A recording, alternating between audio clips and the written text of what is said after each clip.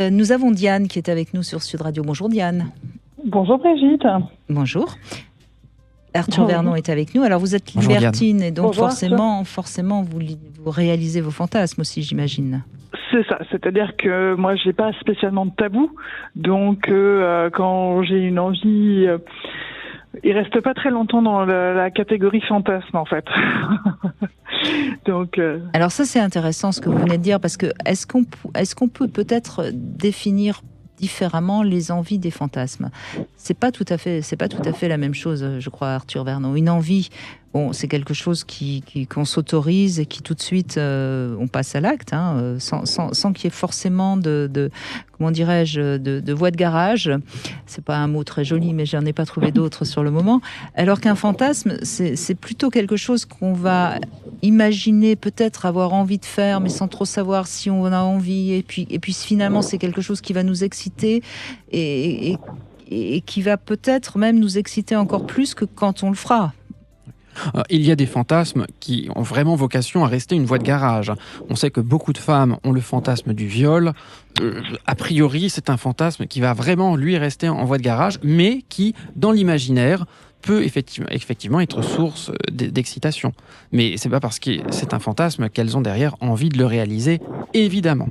Alors évidemment, je vais être obligée de rectifier un petit peu ce que vous venez de dire. Encore une fois, c'est un fantasme, certes, mais qui est très codifié. C'est-à-dire que c'est un fantasme de se faire violer par George Clooney ou quelqu'un de...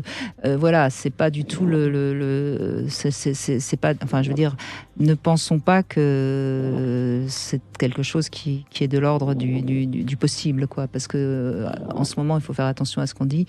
Ah oui, ça ne justifie en rien. C'est bien ce que je dis. C'est le fantasme voie de garage. On est tout à fait d'accord. Je sais, Arthur Vernon, mais je préfère insister lourdement. On est bien d'accord. On comprenne bien que dans nos propos, il n'y a aucunement certainement pas justifier en quoi que ce soit un viol. On est totalement d'accord. Excusez-moi Diane. Pas de souci, c'est souvent en fait simplement un fantasme de soumission plutôt que de viol. C'est juste, voilà. Vous avez raison, il faudrait ne plus utiliser le mot viol.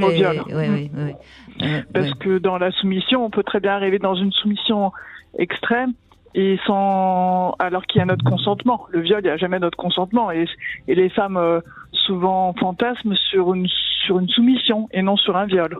Mais en fait, ce fantasme-là, et je n'utiliserai pas le mot, comme ça je serai tranquille, c'est une autorisation de réaliser sexuellement ce qu'on ne s'autorise pas, puisqu'on est un peu forcé. En fait, c'est ça le mécanisme. Qui reste purement intellectuel, en fait. Ça permet une excitation juste immédiate, mais qui n'a jamais vocation à passer, évidemment, à être concrétisée.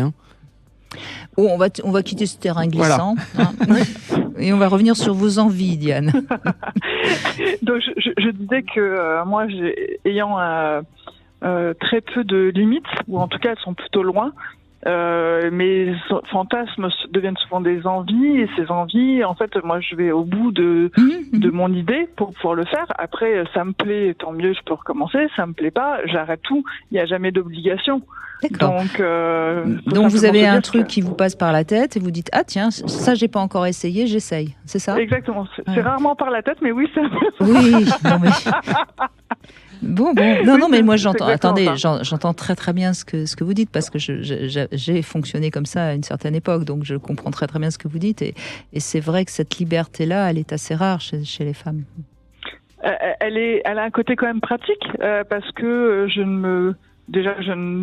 me juge jamais, comme ça le problème est réglé, et j'interdis à quiconque de le faire. Et vous ne ressentez jamais ni de honte ni de culpabilité, même si c'est un truc qui finalement vous a pas vraiment plu.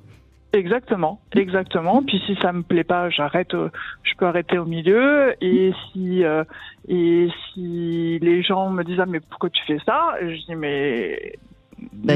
C'est comme la nourriture. J'ai jamais mangé de lentilles, j'essaye. Ah bah non, ça me plaît pas, je termine pas le plat. Et puis voilà. Exactement. Voilà, donc c'est souvent ce truc-là. On a le côté les vrais libertins. En fait, c'est des personnes qui différencient la sexualité de l'amour. Et donc en fait, une sexualité est juste là pour se faire plaisir. que ce soit pour nous, enfin voilà. Et c'est ce qui en tout cas nous différencie, et ce qui fait que on peut avoir des actes avec des personnes sans avoir de sentiments. C'est pas pour autant qu'on n'aura pas de plaisir. Et ça nous permet de faire il y a une vraie différence dans notre cerveau entre le fantasme, les envies, ce qu'on peut faire, ce qu'on peut pas faire. Et voilà, on a nos limites qui sont souvent beaucoup plus loin que quelqu'un de lambda avec qui on discute. Et, voilà. Petite question, en fait, par rapport à vos fantasmes et vos envies, justement, est-ce que par moment, vous avez déjà eu des difficultés pratiques à les mettre en œuvre, ou est-ce que c'est juste en fait une question de volonté, c'est-à-dire à un moment vous vous dites tiens, là j'ai cette envie, j'ai ce fantasme, éventuellement j'en discute avec mon partenaire, mais une fois qu'on l'a décidé, on peut le faire, parce que d'une certaine façon c'est un petit luxe. D'ailleurs tout le monde ne peut pas juste dire tiens, cette fois-ci j'ai envie de passer à l'acte et je vais pouvoir le faire. Alors j'ai l'avantage effectivement d'avoir eu ou d'être avec un partenaire très ouvert d'esprit, ce qui est un peu obligatoire en fait quand on est un peu, quand on a une liberté d'esprit comme ça, on peut pas être avec quelqu'un qui se met dans une cage, si puis-je dire. Bien sûr. Mais vous faites tout avec lui ou vous êtes également libre l'un et l'autre?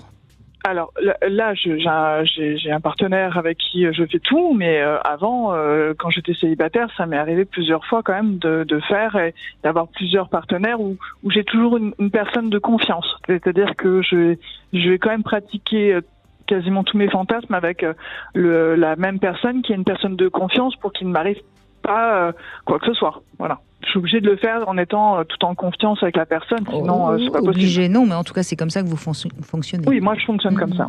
Oui. Ça vous rassure voilà. D'être oui, d'accord. Oui, bien sûr, ça me rassure d'être avec quelqu'un. Et est-ce que quand c'est lui qui vous propose quelque chose, vous êtes toujours partante? Oui. Ça ne m'étonne pas. Oui, mais parce que je me dis, au pire, si j'aime pas, j'arrête. Bien sûr, bien sûr. Et il y a pas de raison. Donc, en fait, on a notre tout ce qu'on va pas aimer. Il y a de fortes chances que ce soit simplement des dictats, des choses qu'on se soit mis en tête. Parce qu'en fait, si on écoute que notre corps, il y a fort à parier que notre corps nous dise que ça va fonctionner, que ça fonctionne, etc. Mais c'est fonctionne pas, c'est notre bien cerveau. Bien sûr, mais c'est quelque chose qu'on entend peu parce qu'on a plein d'idées reçues sur la sexualité, et c'est vrai qu'on entend peu ce que nous dit Diane, Arthur Vernon, on l'entend peu. Oui, et c'est formidable parce que je pense que certainement c'est, je pense, venu une réflexion de votre part à un moment ou à un autre sur le fait où vous vous êtes rendu compte, peut-être aussi par un début d'expérience, que c'était quelque chose d'intéressant à explorer et que le tabou qu'on peut faire peser parfois sur la sexualité n'était pas vraiment justifié, et que c'était plus une entrave à vos désirs en réalité. Mais en même temps, c'est ça qui est intéressant dans le témoignage de Diane, c'est qu'il y a une sorte de quête aussi de découvrir tout et encore plus, et c'est ça finalement peut-être le fantasme extrême de Diane, c'est de tout découvrir. Et comme c'est impossible de tout découvrir, c'est un fantasme qui ne s'arrêtera jamais, Diane. Donc vous avez encore de beaux jours devant vous pour réaliser vos fantasmes.